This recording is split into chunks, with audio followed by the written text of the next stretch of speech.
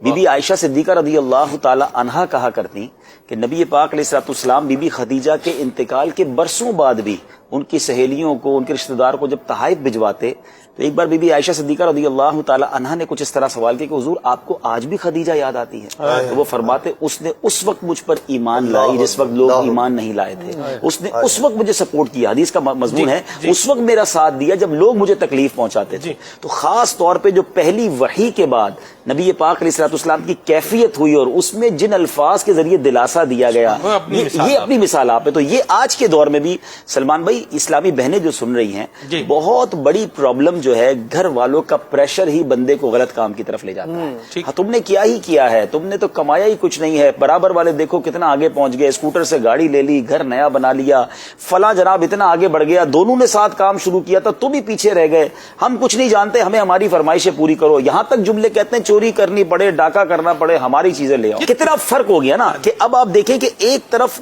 عورت چاہے، خواتین چاہیں تو اپنے گھر میں صبر اور امن لا سکتی ہیں، دوسری طرف اتنا طنز، اتنا ٹونٹ، اتنی تکلیف کہ مرد پھر حرام کی طرف، یا تو حرام کام کی طرف جاتا ہے یا پھر خودکشی کی طرف جاتا ہے۔ اور یہ گھر والوں کی طرف سے برباد ہونے والی بات جو نبی پاک نے 1400 سال پہلے حدیث میں کہی تھی نا کہ ایک وقت آئے گا قرب قیامت سے پہلے کہ بندہ اپنے گھر والوں کے ہاتھوں ہلاک ہوگا۔ تو یہ وہی مثال، صحابہ نے پوچھا تھا حضور، حدیث طویل حدیث ہے، اس کا مضمون ہے کہ رشتہ دار کے ہاتھ، والدین کے ہاتھ یا گھر والوں کے ہاتھ ہلاک ہوگا، تو صحابہ نے پوچھا حضور گھر والوں کے ہاتھ کیسے ہلاک ہوگا؟ تو فرمایا وہ اس کی تنگ دستی پر اسے آر دلائیں گے، شرم دلائیں گے، اور آج ہو رہا ہے یہ۔ آپ دیکھیں بہت سارا معاملہ اسی وجہ سے کہ گھر والوں کے تانے ہی برداشت نہیں ہوتے، ان کی ڈیمانڈ ہی ختم نہیں ہوتی ہے۔ بی بی خدیجہ الکبریٰ رضی اللہ تعالیٰ عنہا کی سیرت، حالانکہ آپ ایک مالدار گھرانے سے آئی تھی، آپ ایک سکھی اور جس کو آپ ایک بڑا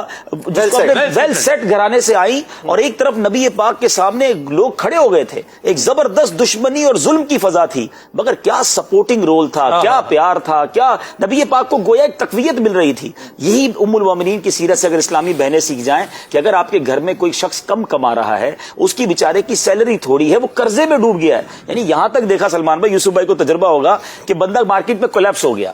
اس کے پیسے ڈوب گئے، اب وہ روتا ہوا گھر پہنچا نا، تو گھر والوں کا کیا کام ہونا چاہیے؟ فکر نہیں کرے، ہم تمہارے ساتھ ہیں، سونا بیچ دو ہمارا، تم نے تو کرنا یہی تھا، برباد کر دیا تم نے۔ اب بندہ خودکشی کی طرف جاتے ہیں، گھر والے گھر چھوڑ کے چلے جاتے ہیں، یعنی ایسا بھی ہوا کہ رشتے ختم کر لیے کہ تو کنگال ہو گیا، اب یہ کنگال کے ساتھ ہماری بیٹی کیسے رہے گی؟ ارے یہی تو وقت ہے اسے سہارا دینے کا، گاڑی کے پہیے ہیں، ایک دوسرے کو تکلیف میں ہی تو ساتھ دینا ہے، مصیبت میں ساتھ دینا ہے۔ اور اب یقین کریں میری زندگی میں بہت سارے تجربات ہیں اور میں نے بہت سارے لوگوں سے ملاقات کی ہے،